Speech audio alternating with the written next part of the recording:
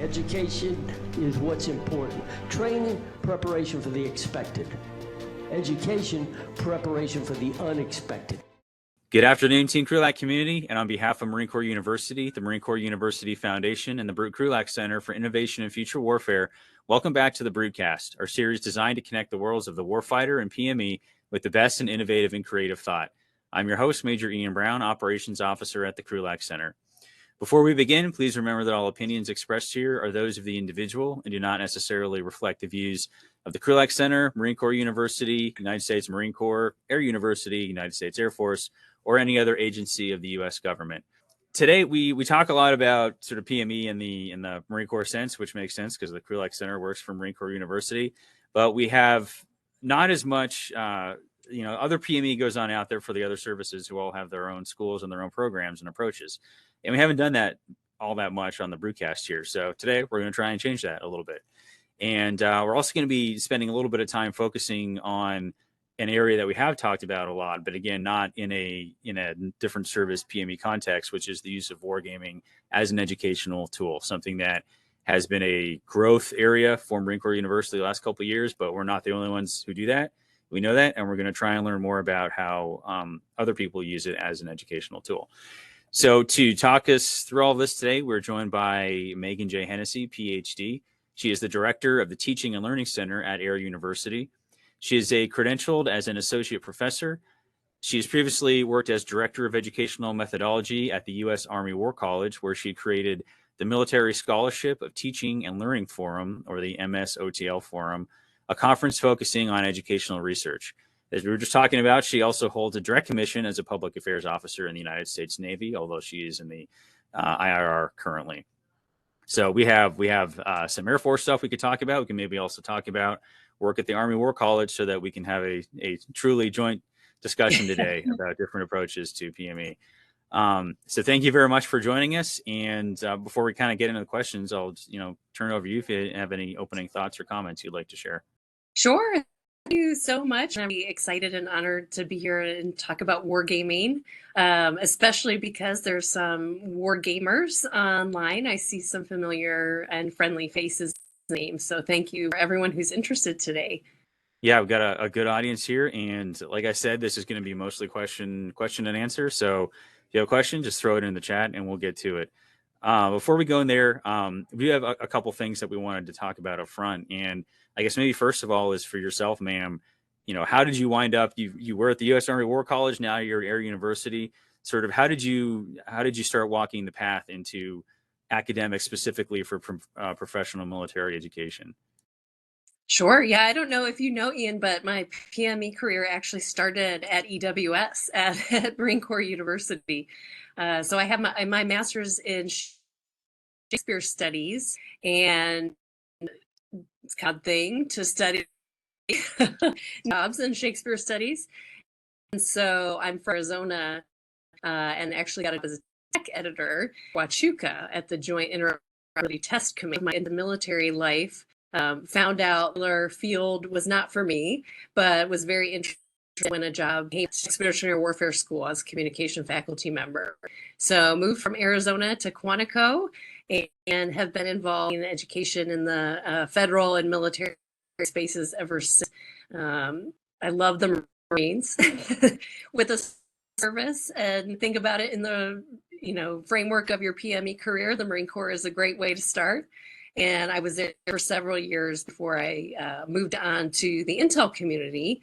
So I worked at the FBI Academy just across the highway from you all, and then the National Geospatial Intelligence College, mostly in faculty development and how to teach. So teaching people how to teach, in a nutshell, is my specialty. And I eventually moved up to Carlisle, Pennsylvania at the Army War College as Director of Educational Methodology while I was working on my Ph.D. So long days, long nights, went to school full time, worked full time, and I'm debt free because I suffered in the moment, right? I didn't take any time off. So my PhD is from George Mason in higher ed, and my research pipeline is specific to military education. So I wrote my dissertation on faculty development for active duty military instructors at senior service colleges, specifically the Army War College, because that's where I was at the time. Stayed at Army War College for a few years, had some really great experiences, including as a course director for a JPME 2 level course, Introduction to Strategic Studies, together with Dr. Richard Lackament, who was the dean at the time, and just learned so much about that level of PME. And then this position came open, and it was just a wonderful opportunity. I couldn't turn it down. So I'm happy to have the full glimpse of joint experience at this point, except for the Space Force, although they're somewhat tied to us here at Air University. So we do have that relationship. But the Teaching and Learning Center is an exciting place to be. There's something different happening here every single day. As part of our portfolio, we do faculty development for all educators at Air University. So all levels of military education here, from accessions to non-commissioned education and the enlisted forces, all the way up to general officer continuing education. So lots of different things to do. On the faculty development front, we also help with students' communication skills. The writing lab falls under the Teaching and Learning Center, and we have upwards of 1,000 writing tutoring appointments every year, mostly because we have wonderful faculty volunteers who help with our tutoring in that way. And then a couple other things that we do: educational technology with a purpose. So we like to explore what types of technology work in the military education classroom and how we know that they work. And then we bring it full circle by helping the instructors to figure out the best uses for those types of technology. And then my personal favorite, although I probably shouldn't say that out loud, is our research portfolio, which is new. It's something that I brought with me. I'm the second director of the TLC. I'm very excited to introduce educational research as one of our functional areas here. And that is tied in really closely with, as you mentioned, the Military Scholarship of Teaching and Learning Conference that we run every year. And we will run that again in December of 2023. So you have a year to think, Ian, about what topic you want to propose for that conference. But essentially, it's looking at classroom-based research. So what are our military educators doing? Why are they doing it? How do they know it works? And how can we teach others to use it if it works? Just to put it very simply, whether that's an intervention like using peer feedback on a writing assignment, or whether it's a new type of technology, we really seek to bring empirical rigor to those decision-making conversations about how you're going to teach military learners. And you can read more about that in our book coming out very soon with many Marine Corps University authors, including Professor Stacy Wells and Professor Andrea Hanlon Ridgely, on developing military learners' communication skills using the Scholarship of Teaching and Learning. So what have we learned and how can we put it into practice? Great. Well, we will look forward to that book. And I guess I also know what I'm doing in December of 2023 now. Yes, save the date. Yeah, that's good to know. It's about as far out as I can plan effectively.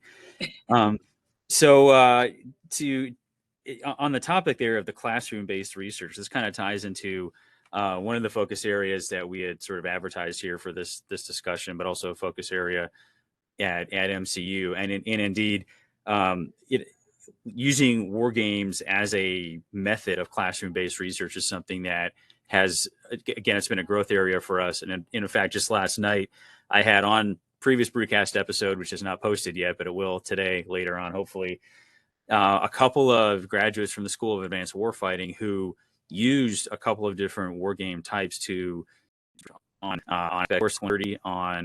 the Marine Littoral Regiment and methods of employment, if it could achieve deterrence and things like that. So I seeing that it's become an emerging tool, and something that we know that Air University and especially the Teaching and Learning Center has been looking at. And we were also talking about earlier how you had one of our non-resident fellows recently there to do some presentation of his own, and that's Sebastian Bay, who's been one of the most prolific war gamers, war game writers, discussers, whatever you want to call it, in there. So, if maybe you could talk a little bit about how Air University and/or the Teaching Learning Center inside of that, how you have used wargaming, that specific tool, to support your various curricula, as well as how, if in any fashion, how it's been used as one of those classroom-based research tools.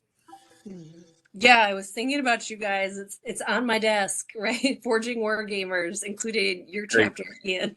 Yeah, it's a fantastic book. I'm totally unbiased about it. Yes. Well, since I have it here, I'll flip open because you asked about research.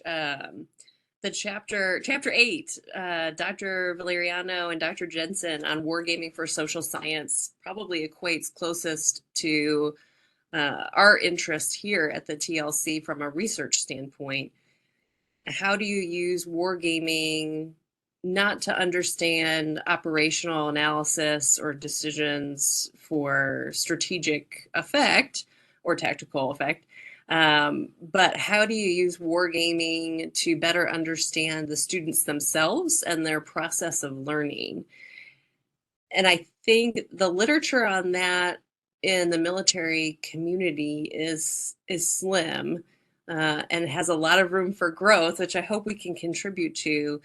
And we're just starting to dip our toes in that water because it's certainly a resource intensive type of method that Dr. Jensen and Dr. Valeriano describe very well, in terms of what you need and how you can do this sort of research at scope or at scale. And so we're exploring that here at AU right now. There is a new initiative that just kicked off recently, and then I invite you all to join, all of our listeners, the Educational Wargaming Community of Interest. After the DoD instruction 1322.35 came out on military education earlier this year, we definitely saw the need for collaboration in the educational wargaming space. It's called out specifically as a pedagogical tool that can encourage innovation and adaptive, creative, critical thinking.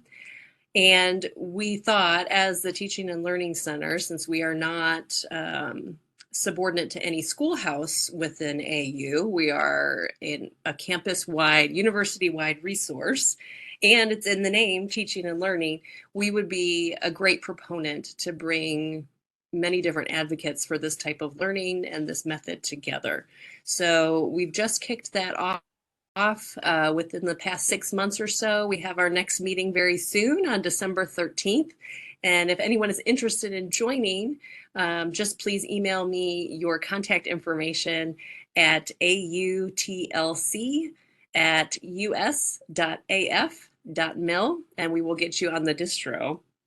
But a lot of our initial conversations in that group have been about the research component, because it seems, especially as an educational researcher from, with civilian experience and PME experience coming in for myself, I see that PME is a target-rich environment for this type of study, because you have, in many cases for the resident schools, multiple seminars happening at the same time.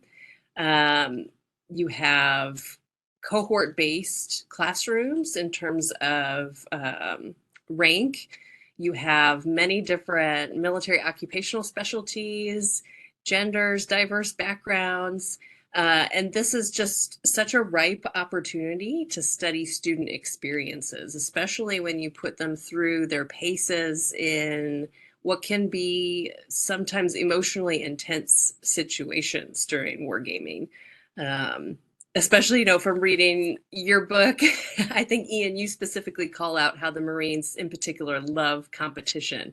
And I definitely saw that in my time at EWS for sure. So when you get that sort of emotional or affective investment, student behavior sometimes changes, has certain links to the attainment of learning outcomes. There's the element of sort of, emotional contagion throughout a class. So you as a researcher can study group dynamics and dominant personalities and how students are talking to each other through discourse analysis. It's just really exciting what you can do. And I think at this point, from the TLC's perspective, our eyes are bigger than our stomachs. We have a lot of research projects we want to undertake and are only limited by our current resources and time.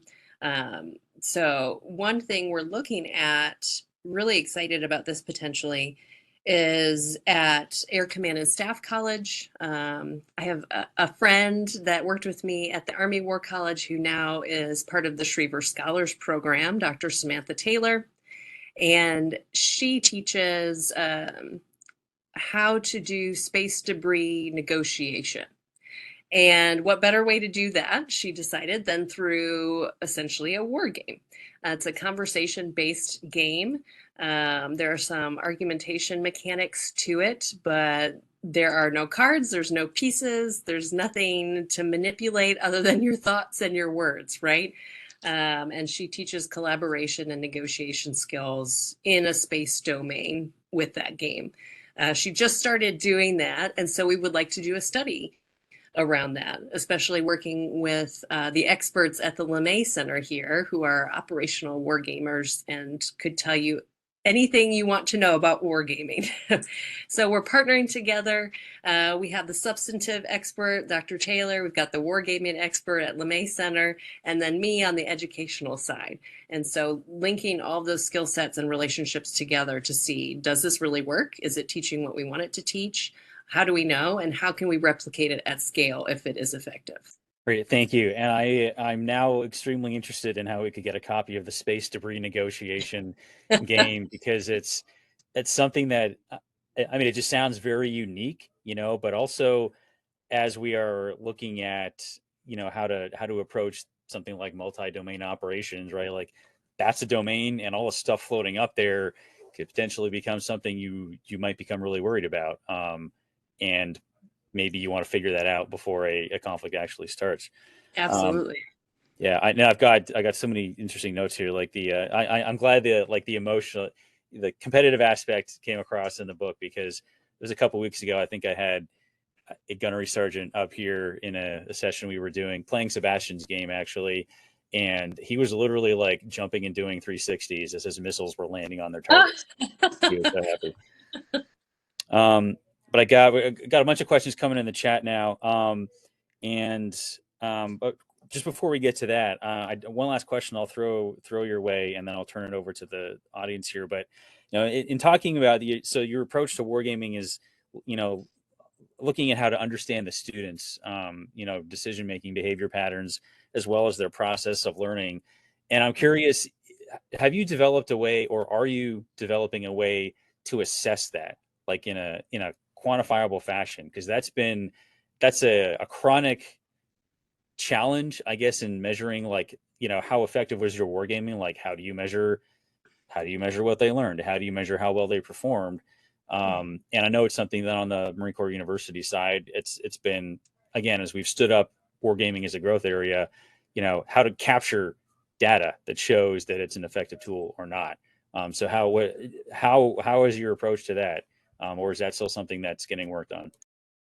It's still under exploration, but there is a lot of literature on psychophysiological methods. So you're actually looking at physiological responses during gameplay. A lot of this is done with video gamers and first-person shooter games. Lots of findings on how the use of electroencephalography, I hope I said that right. I'm looking at my notes. Yes. Activity parts in different parts of the brain, activity in different parts of the brain, how your synapses are firing in different places at different times, how that can be tied to gameplay in terms of injects, what another player says to you. If, as I said earlier, a dominant personality, if it's a team play game emerges, how that links to a physiological response that can then actually be correlated to game and team-based performance. So lots of rich literature about this from the video game community, not so much from the war game community. The TLC actually has gel caps to monitor brain waves and different behavior in your mind, cognitive behavior. But as I said, we have so many things we want to do and such limited time to do them. Also, you introduce potential bias there. So you have to look at why you're playing the game and how hooking students up to machines might influence their experience for better or for worse. And so I think we can learn a lot of lessons from that literature, but we would definitely need to customize those methods for our environment appropriately. So I mentioned my master's is in Shakespeare studies. I used to teach communication at MCU, and my sort of lower drag, less test tube laboratory approach to this is discourse analysis. So actually doing ethnographic research during a war game, mapping out the conversations that students are having, and you could do that, you know, in person if they're co-located or distributed via a chat or audio over a VTC, however they're playing the game, actually mapping it out in terms of what did this player say that then spurred a series of events or different reactions in their teammates or their opponents. Are they, to be more educational about it, are they using the vocabulary of the curriculum? This is something that I did a study on with Colonel Tino Perez, now Dr. Tino Perez, he's retired, at the Army War College, along with Dr. Brandy Jenner, who is our postdoctoral fellow at the time. We did not have a war game per se, but it was problem-based learning in that the colonels that year in the resident education program at the War College were given a problem to work on. And the task was formulate a strategy and share that via whatever product you like. Well, everyone did briefs, of course, with PowerPoints. But one of our sort of data points was looking for on the screen, looking for in any written artifacts, did they use the language of the curriculum? And in that case, we found many did not. And so you can come to conclusions about that and explore that further about what that means for their mastery of that content, or areas that you might revisit from a faculty development approach of things that need to be taught differently or taught in a different way. I think that can offer a lot for you. And there's an interesting study in the Scholarship of Teaching and Learning that says if you want to assess the quality of student learning, you do it by the quality of the questions that the students ask, which is an interesting twist and I think can apply very well to observing war games. Well, great. I mean, I'm just scribbling down so many notes here. Where I already know we're not going to have enough time to talk about all this stuff, but maybe that just means a lot to have you back, which is a good problem to have. Thank you. So I will sort of hold my fire here though, and let the audience get in on the game here. So I'm going to go to the chat now and start pulling through these questions. And to the audience, not necessarily going to go in the order, but I will try and get to all your questions. There is a method to my madness here. So first question I'll put to you, and this is from Lieutenant Colonel Curtis Kobach, who actually works here. He's in the Marine Corps University Operations Department. And I know he used to work here at the Krulak Center. He's still with us in spirit. But looking at some of these things in terms of, both the assessment and application in the classroom has been something he's had some direct experience on here. So his question is, and this kind of goes into as well your educational technology with a purpose, right? So what current wargaming technologies or styles have you found, or has the university found, are the most easily integrated into your classrooms from what you've seen so far? And this sort of ties into the challenge of how do you get older non-gamer faculty or staff or even students, right? Older students who this may not be their thing. How do you get them to understand like the with a purpose part for these technologies, and what have you found the most effective?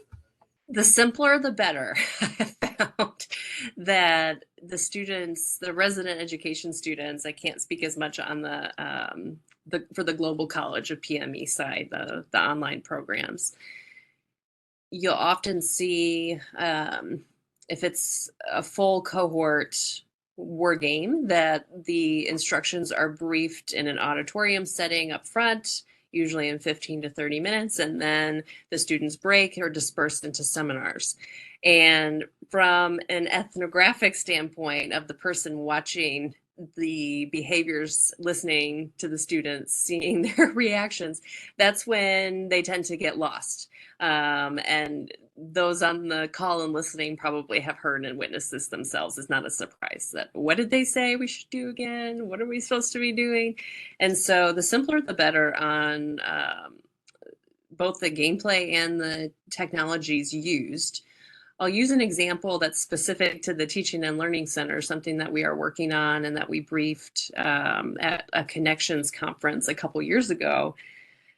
As I was starting in faculty development at the senior service college level, it became very clear that there was not a consistent, efficient way to help faculty develop their Socratic method skills. So teaching them really advanced rhetorical analysis-based lines of questioning to use in the seminars at the War College. And I started to explore what solutions were available across PME, with our civilian higher ed partners. I took a trip with the provost, Dr. Breckenridge at that time, to Arizona State University, and we had a brief on their 360-degree decision theater, which is fascinating. But after collecting all this data and learning, what everyone else was doing, it became very clear that it was still constrained to inputs and outputs. And the challenge with Socratic dialogue is that there are infinite inputs, right? You don't know what the students are going to say. You could predict them based on your experience and data if you're collecting that on historical responses, but the students could say absolutely everything. And so it gets really challenging to then use some kind of simulation as a response, because it's just huge data sets. And so what we did is build a very, very simple card game using argumentation mechanics together with Chris Wheaton and Dr. Abram Trotsky at the Army War College. Lots of shout outs to my wargaming friends today.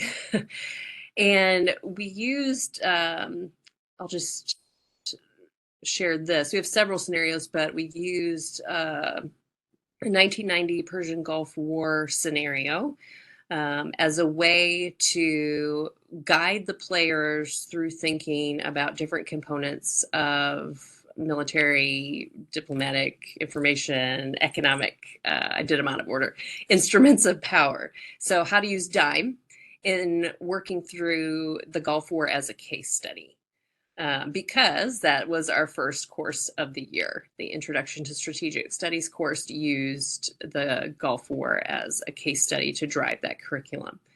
And so everyone was familiar with it as we tested play. I think Ken Gilliam, who's on the line, may have even been one of our beta players.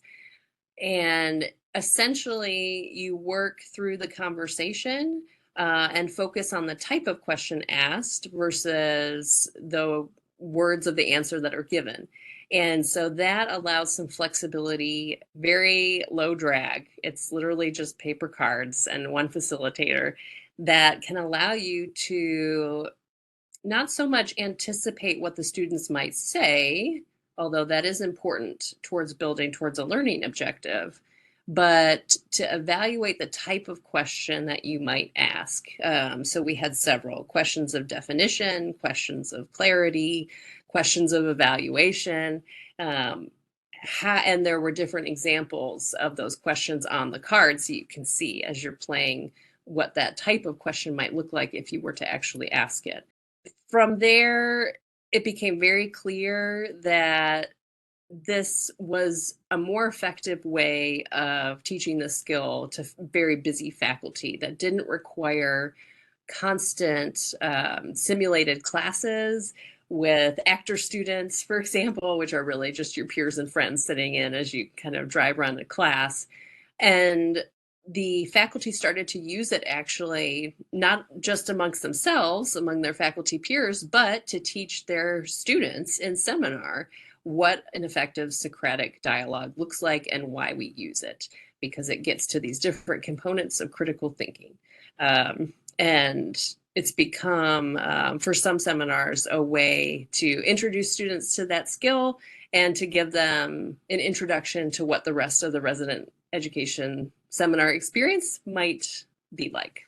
Great. Well, yeah, the simpler is better is a refrain that we've heard, and I know that that's the philosophical approach of some of the folks in that book, among other places. Okay. Next question we'll go to the chat here is from Rachel Parlier, and going back to your earlier comment that wargaming can be resource heavy, definitely something on the Marine Corps University side it's come to appreciate. What is one of the biggest pulls on resources or challenges you've seen in trying to get resources while encouraging the use of educational wargaming at your university? Oh, I don't know if it's a pull on resources or just a false dichotomy that creates tension, but a conversation I had never had before coming here was on this dichotomy between educational wargaming and operational wargaming. And it seems, for some reason, my own opinion, seems to be very tied into the culture here at AU as very separatist. And one goal of that community of interest that I mentioned was to sort of break down those barriers a little bit. I'm not sure why they have sprung up, but the mission of AU is to educate warfighters. And I think that creating those two different communities has perhaps hurt in achieving that mission, because you're justifying, well, is this for operational purposes or educational purposes? Can it be both? If we do an operational war game, can we apply the lessons learned to a student context? Can we invite the students to observe that war game? Can we invite them to help design it for credit, for course credit? Can they be our players so that we test it out? And I think there's a lot of opportunities that perhaps have gone untapped there. So thanks, Rachel, for the question. And that may be different from what you were asking, but that's something interesting that I've seen here that I wasn't expecting and that I haven't seen before. Great, thank you. And I think, for what it's worth, I think that tension goes back a long time. Probably. I was rereading some of Peter Perla's book on the art of wargaming for a course that, speaking of joint wargaming, the Army was offering out of Leavenworth, out of the Command and General Staff College. And I think his first edition was in like the mid 1980s, but that tension between operational and educational, like it was like that dichotomy had already happened back then, and maybe everything since then has been trying to sort of bring it back closer together, because it does not have to be one or the other, if you can sort of be creative about it. Okay, so let's see, to the audience, if you have any other questions in the chat, go ahead and throw them in there. I'd like to maybe sort of shift maybe back to the broader mission of the Teaching and Learning Center, and I'm curious, there's a lot of overlap between like kind of what the Krulak Center does, but also you're covering down on other components inside our university here as well that aren't directly ours, but they're still here, just in different form. I'm curious, have you, for the various sort of lanes that the Teaching Learner Center swims in, how much collaboration interaction do you have with other other service PME institutions or other like organizations inside of those institutions? Yeah, I mean, my philosophy is you can't do it alone. And the Air University Teaching and Learning Center is one of the oldest, and we're only 6 years old, so of the educational sort of support centers in PME institutions. And so we've been very fortunate to have certain types of resources that perhaps our other peers do not. For example, one of the perennial challenges for anyone working in faculty development in a military education space, specifically, a PME space, is faculty turnover and faculty diversity. And what I mean by that is faculty that come in and out every 3 years, and no two faculty look alike. You might have an active duty colonel with 0 classroom teaching experience, who just completed War College herself and is coming back to teach the next year, on the same teaching team as someone with a Ph.D. who has been teaching for 30 years and has a great deal of different types of experience. And so as a faculty developer in that environment, you need to find a way to meet the needs of all people. Plus, you have the added challenge of very short orientation windows before academic years begin, including faculty, specifically on the active duty side, who are coming off of highly stressful deployments or other tours or types of duty, who are OCONUS on Wednesday and report to the school on Saturday, and in the middle of that need to figure out a way to move their families and figure out what they're going to do, how they're going to live in this new town. Lots of stressors, and the need to constantly have a value proposition as a faculty development resource is there, but also once you have that value to offer, how are you going to make it customizable to the individual faculty experience?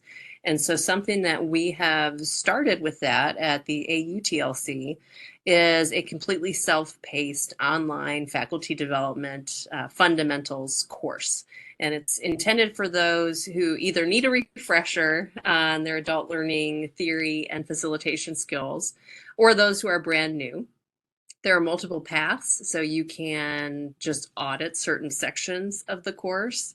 There's 20 lessons. Each lesson takes under an hour, and you can come and go as you like. It's completely rolling admissions, completely self-paced, no synchronous requirements. You choose which lessons are most helpful for you via a self-assessment that you can take at the beginning of the course as you log in, or you can do start to finish and get a digital badge as part of your course completion achievements. So we have seen some interesting trends start to come out as part of this. The people who are most interested in that course do not come from Air University. We have the most interest from the Navy and the Marine Corps. And we recently got on the MASL, Military Assets and Services list for international partners. So we often get a lot of requests from, for example, the Nigerian War College of, hey, I have the same need. I have the same problems, faculty turnover and lots of different faculty, and just one faculty developer on staff. Can you help us? And yes, we can. We can enroll you in the course if you like, but also we'll give you our course package, and you can take the curriculum and adapt it and, change it to your specific needs. So the TLC here at Air University, I think, is most helpful because we're an open book. We're ready to share everything that we've got. And we're constantly looking for partnerships, especially on the faculty development, technology, and research fronts. Great, thank you. And that sort of last point about other nations or allies looking sort of to you to help solve these problems. Next question from the chat sort of jumps right off of that in a slightly different aspect. This is from Bianca Swidler, and the question is, do you do any research or study on, peers or competitor or adversary type professional military institutions taking a similar approach to learner and instructor behavioral study and application. And maybe if you've seen anything they do differently, what are your thoughts on what we are already doing or what we can do to maintain competitive edge in student and instructor-centered learning? I think this ties into something that previous, national defense strategies, national military strategies have noted the last few years, which is, the material edge that we've had historically, it's either diminishing or it's gone. What we have now is cognitive edge, which makes the education of that future force pretty important. So again, Right. thoughts on what you've sort of seen in peers or competitors in terms of in the PME realm? Yeah, on the competitor and adversary side, I am not sure. That sounds like a good research question. Bianca, maybe you could do that for MSOTL Forum in December with Ian. Uh, what I can share is that we've had some new relationships come about in the last couple years with our allied partners. So UK Ministry of Defense, the Defense Academy of the UK is doing a lot with problem-based learning, specifically finding ways to assess and measure intellectual edge and intellectual overmatch. They have a team that's looking at the definition of that. What does it mean for behavior? What does it mean for creating products and relationships? All kinds of things, which is fascinating. And then we also have a great relationship with l'École de Guerre, the military educational institution there, our peer, and Professor Emily Claret, who is doing fascinating things with transformational learning. So she has reworked their entire communication skills program to be similar to what I shared about our faculty development course, individualized in a way to the student experience. So this industrialized model of inputs and outputs and everybody sits at the desk and learns the same things and is required to do the same assessments is not going to work for us. I know that presents a lot of challenges when it comes to resourcing and scalability on an educational front. But if we are looking to achieve intellectual overmatch, we have to find a way to implement differentiated instruction at scale. I don't have the answers, but it's on the list of things to look at. I have ideas. Thanks, Bianca. Yeah, great. Thank you for the answer. And it definitely does sound like a good research question, because that's kind of the key question, right? Is we know a lot about our adversaries' stuff. We know less about how they're trained and educated to use that stuff, and really hard to know until you're actually going up against it. And ideally, we would like to know before, if and when that time comes. Well, since we're in the process of signing everybody up for the next MSOTL, maybe could you take a minute and maybe talk about what the Military Scholarship to Teaching and Learning Forum has sort of looked on in past iterations, and maybe tease out what are we going to be looking at? I say we, like I'm going to be there apparently. But what is the next year's iteration going to be focusing on? If you know that yet. Absolutely. Happy to. So this conference came about in, I want to say 2019, as a result of a conversation during the Inter-University Seminar for Armed Forces and Society, IUS conference, which has a very strong PME presence. Many scholar practitioners, educators, administrators from across PME come to that conference, and we all sat down. Not all of us, some of us. There were 10 of us who were geeking out about educational research and identified this gap in colloquia. So essentially, if you do this type of research, educational research in PME, there is no good place for you to have conversations with your peers and share your research, whether that's a design, initial findings, complete findings, publications, whatever. You have to go to either an educational research conference that is for sort of civilian higher ed and other civilian communities, which means that you're spending a lot of time explaining the military education context and not as much time explaining your findings and having that research discussion.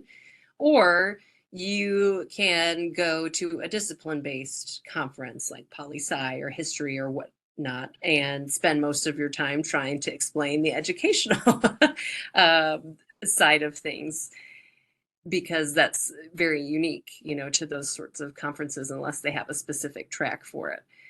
So I decided I'm going to create this new conference, and was not having any idea at that time how much work that would involve, but I had a very, very supportive boss in the dean of the Army War College at the time, Dr. Richard Lackman.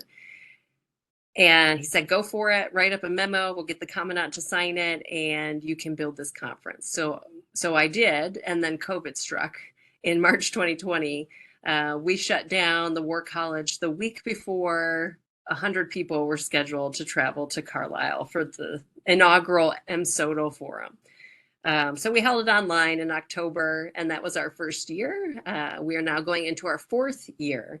I think this conference is very special because I treat it, and those who help organize it, including Dr. Lauren McKenzie from Marine Corps University, as a developmental opportunity. It's very unintimidating, low threat for people who are new to this type of research. So there's a lot of coaching that is involved in the proposal submission process. With your feedback, you'll get detailed feedback on how to think about your research questions in a more rigorous empirical way. This conference is a lot of things to a lot of people. To me, it's a way to get out the good word about the scholarship of teaching and learning, and to help individuals feel empowered to do this research in their own settings and to then share it. So we started with 100 people that had TDY orders to come up to Carlisle in 2020. And this past year for the conference, we had 550 people who joined us from 220 different organizations. So it's really taken off. We have 7 different tracks for sessions, ranging from assessments to research methods, faculty development, all kinds of good things to think about there. You can do a 30-minute presentation or a panel, and then we have keynote sessions as well. So something that was really rewarding last year is we invited the editors from Air University Press and Army University Press's Journal of Military Learning to do a panel on what it takes to publish in this field in educational research for military learners. So the community is really growing. I'm super excited about it. I am most excited that this year we'll have a co-host, which I can't officially announce yet because the ink isn't dry. But the intention was always to have this be a community-based colloquia. It's not it's not just my project. It started with me, but I'd like to see it sort of make the round so that everyone can experience it from all of our different peer schools. Well, look forward to the big reveal for who the co-host is going to be then, and I will make sure I put the URL to the MSOTL conference to the webpage here in the show notes as well, so people can go ahead and check that out and build their panels or their presentations. Yes. All right. Well, so we're actually coming up on an hour. We were talking earlier about I'm not gonna go past 30 minutes if there's nothing to talk about, and here we are, 60 minutes later. So I got no more questions in the chat, and as much as I got a ton of rabbit holes I would love to go down here, I do want to respect the audience's time and your time as well. So I'll cut off my end here. I'll let you have any final thoughts or comments you'd like to share before we close up. Yes, Major Brown, thank you so much. I'll just say, if you are interested in the MSOTL Forum, definitely check out the AUTLC website. We actually did a series of webinars on how to put together a proposal for this conference, and the proposals will open in April 2023. So you'll see lots of announcements from us. You can follow us on LinkedIn or on Twitter. We're at Air Teaching. And thank you so much for your interest. Well, if you've got webinars on how to put it together, nobody's got an excuse for not doing it. I know, right? All right. Well, great. This has been a fantastic discussion, Dr. Hennessey. Thank you very much for your time, as well as I think you're yet another one of the folks out there in the Twitterverse that I've just cold called and asked if you want to I'm so glad you plug did. in over here. So I'm glad people keep answering those DMs. Thanks, Ian. It's been a pleasure. Yeah, thank you too. And again, thank you to our audience for joining us today. We'll have this out here probably in the next 24 hours. So we hope that you listen to all those episodes again. And if you like them, please hit the like and subscribe on YouTube and, or give us a good review on the various podcast channels so we can push this out to a wider audience. And also we're going to continue to put along with the email address for the TLC and the MSOTL URL. It's also a short survey link that we'll have in the show notes. So just 5 minutes of your time, let us know sort of how we're doing on these types of events and what we can do to improve it. All feedback is welcome. All right. Again, thank you very much, Dr. Hennessey, and maybe we'll have you on again soon. We'll see.